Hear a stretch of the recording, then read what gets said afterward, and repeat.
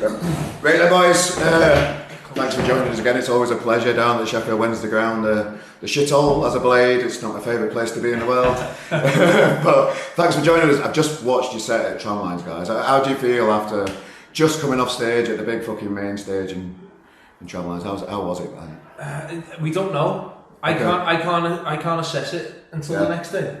Really? Oh, the next day? I enjoyed it. Like it was brilliant. We had a good show.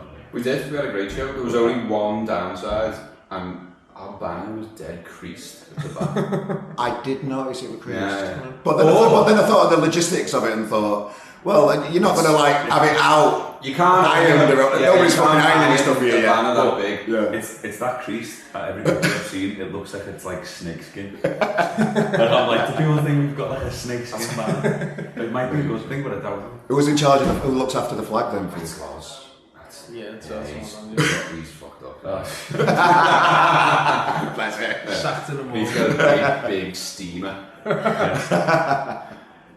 Well, we had a little chat before we started this recording thing, and I can remember seeing you guys at the Fringe. I think it was this feeling gig at Rocking Chair in town, and I know you've done the journey. You've done the Fringe.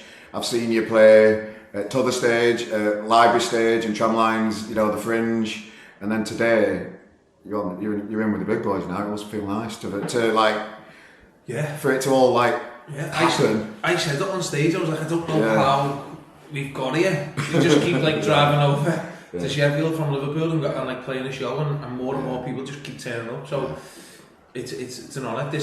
Sheffield is like our second home in the sense that like it was the first gig outside of Liverpool we ever played. It was the first gig we ever sold out outside of Liverpool. Yeah. So it was always it meant something to us. You know what I mean? And we come to this festival always aiming just to be on the main stage, and now we're on the main stage. Now we have to aim to headline it someday, maybe in like 20 years time or something. What do you do? Where do you go from here then? Is it all downhill from here or what? Fucking hell. It is, yeah. I think that's it, man. Oh yeah. We'll headline it and then we'll just be here every year building the festival. Yeah, sure. We'll still be here. Yeah. Just building it. So it must be like, just like seeing you like progress through the years and like, just taking things in your stride and just grafting and going for it. It must be nice now to like have the holy grail of having a career in the music industry. Is it a bit of a relief now you fucking made it? I try my best not to think about that. Yes, fair enough. Because it's one of those things like you want it for so long and then it means so much more because you've got it. And you're like, oh right, we need to keep hold of this, we need to stay on the main stage. There's no going backwards. So. Yeah. It feels like it's been like a long time coming. Like we've always wanted to obviously play that main stage, and now we have it. It was like a real we had to take a moment, like, and it was amazing. But you can only progress from here, like. But it was just so good. Like I just so enjoyed the gig and the energy of it all, and just how tight the band is, and just how fucking good your songs are. I'm kissing your arse a little bit here, lads, but you deserve every minute of it, you know. Oh, thanks very much. It's we have put the hard work in, like I think, as Fran said, we've come to Sheffield probably the most out of every other city in the UK, other than Liverpool. We're trying to think about every venue we've played. Now it isn't here anymore. I feel like it's like that Tiger Works one. Fucking hell, There was a pillar. That's a shit. I know it. In front of me. Yeah, I know it. I know that venue. There could have been 1,000 people in there, and I couldn't see. There was. I saw them. Yeah. So how do you like transition from touring into festival season? What's your favourite, like doing tours or festival season? Festival season feels like more fun, but I'm just viewing it from afar. Touring feels like there's a lot, like the pressure's on the band, the touring band, like when you're on a tour, because it's like people to pay money to see specifically us. But festival season, it's like we like to we want to perform, put on a good show, but it feels a lot less pressure. Yeah. So we can have a little drink and stuff. We can have a laugh. Meet some other bands and that, so it's nice. It's more on the crew, isn't it, for festivals? Yeah. Oh, turnaround times and that kind of shit. And we put her on them hard, like getting the flag right and that. Yeah. We got corporal punishment and this. We asked for like stupid stuff to make them just do it. The line in the band now. On the pitch down there. We should make use of that actually, shouldn't we? So what's like, if you could like look back at one point in your career, can you think like one time when you thought, hang on lads, we can stop working and fucking make some money? Can you think of like an iconic point in your career? There's a few times, don't mention, but there's also probably quadruple the amount of times where I've been like, this isn't working. There's a few like, it's always on stage. Yeah. Where you're like, wow, this is like, this many people have come out to see us, and like, but we know how much work we put into it, so it's like, not that we've ever expected it, but we've always like wanted a return for how much we've just been up and down the motorways, like. But like if we're thinking specifically, I don't know, that rocking chair gig, it might have been Cafe Totem. I don't remember. But I remember Totem sellout, yeah. Totem sellout. I remember thinking, actually, dude, that was probably the first time I thought, wow, this is another city. It was sweaty. It was like people were falling on the stage, and it was like from the off, everyone was having it, and it was like 100 cap room, 120. Yeah, cap it's room. not massive. And I remember just thinking, wow, are these the right show? Is there a Red Rum Club in Sheffield? Yeah. What's going on? Have you all been paid to be here? Do you still have the imposter syndrome then? Because I find that mindset fascinating. I'm doing RGM and I still feel like I'm lacking it. Yeah. Owning a magazine, I never set out to fucking do it. I just like having a chat with bands and shit. But That's our manager always says, like, his thing is, if you don't do it, someone else will. Yeah. And like, he said that for 3 or 4 years now, and the longer it goes on, the more I realise, it's like, well, why not us? Like, there is people who are like just as good or even better musicians and singers and frontmen and guitarists, drummers, whatever they are, but we'll just carry on doing it. Yeah. You know what I mean? Like we want to do it. And it takes a lot, and it's a daily battle to be like, oh yeah, we deserve to be here, boys. You know, when you turn up to to venues and to festivals, and you're getting chauffeured around a little bit, and there's a few beers backstage for you, like, there your beers, there, you're like, do we have to pay for it? It's a very strange moment. The fact that it's about time, I say.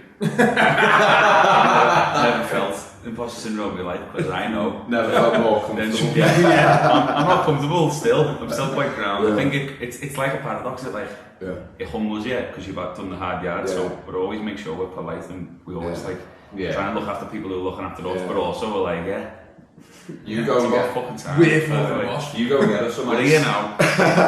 We've arrived. Who's it changed the most out of the band as success? Big one that's not here. If you don't know, that means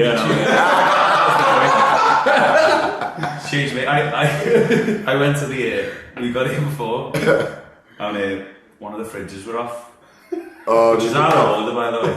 I went to 25. Have you seen it says 25 degrees on the bottom? Yeah, listen, I said listen, Neil. I emailed prior to this. I didn't. Someone did. Someone did. I said, I want it 16 degrees. I went to Artist Liaison myself, by the way. I went, excuse me, as I say, I'm really humble and polite. I was like, do you mind if we get some ice? Fucking ice. Neil, it was the hottest ice I've ever. He didn't say it was the hottest. I was like, that ice is warm. It's like actually. But did I complain? I didn't complain. Is it complain to them? I was like, that's the warm. Every sip of beer that you had went, it's fucking warm. It's warm. So it's you then, Tom.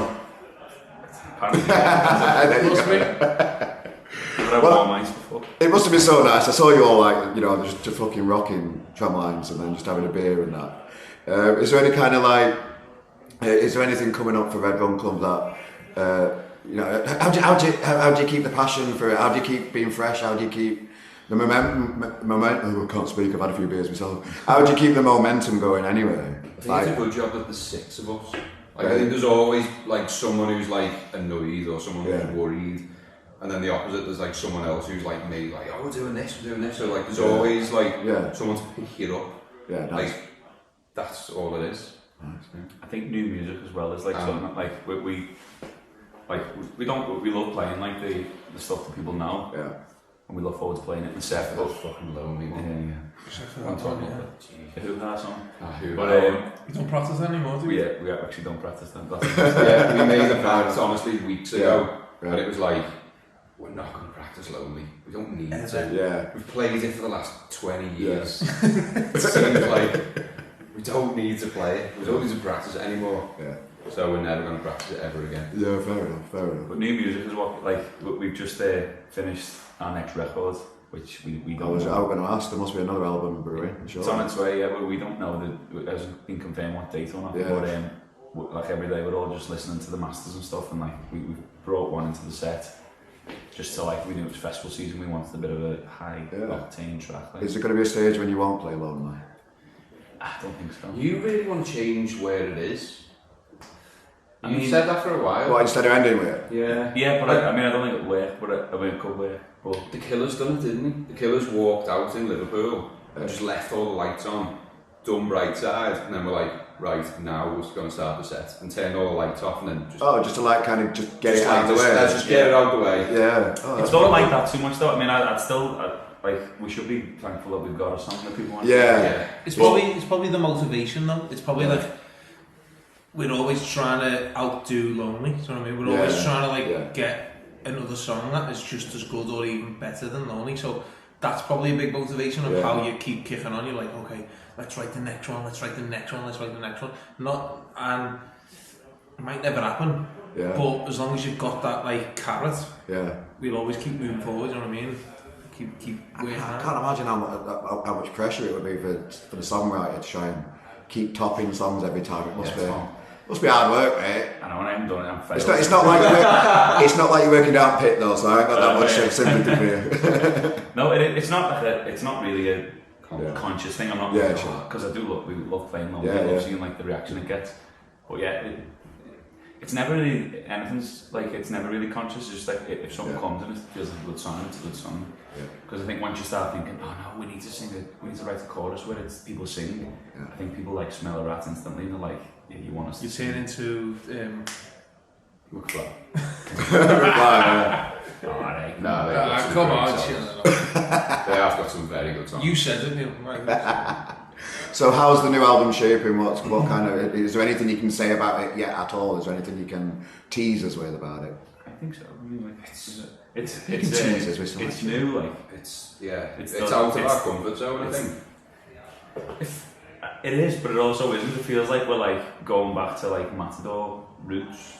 Yeah. It sounds like we've had like 9 albums there, but for some reason. Will this be your fourth? This will be our fourth, but we released 2 in like quick succession in lockdown, so we were kind of releasing it. We hadn't played to a crowd for like so many months, and it was kind of just not lazy songwriting, but songwriting with no intention to play it to a massive crowd. Like I think when we wrote the first album, it was like coming off the back of some festivals and like live shows, like let's write a really like high octane album. And then this one feels the same as that because we want to just write for the moment. I also think that the new one is just a little bit more free. Yeah. Because we've got 3 albums, we know who we are. Yeah. And we know that like the songs, what we usually think is good. You know, the songs that we thought they're boss songs on the last 2 albums, they turned out to be good songs. Like people got them, you know what I mean? So we feel like our barometer for like a good tune and a good like thing, a good feel, good vibe is good. So we just sort of let go a little bit. I suppose you can trust yourself a little bit more when you've got track record. We changed producer as well. Like we went to the producer who's done like Blossoms and Cortinas, so he's got like a big kudos. And like I remember recording drums, and he was like, "Just do this." And I remember sitting there in the booth like, "Really? Like, I'm not sure." He was like, "Just trust me. Like, just do it. Like obviously it'll be fine." Who knows? Yeah, exactly. And you're like, "Okay, sound." And it worked out. Like it really did work out. Well, lads, I really appreciate your time joining us today, straight off stage. I know you've got a busy weekend, entertaining the public of the world. Just really appreciate your time, lads, and I just wish you all the best. A nice set of lads, and you deserve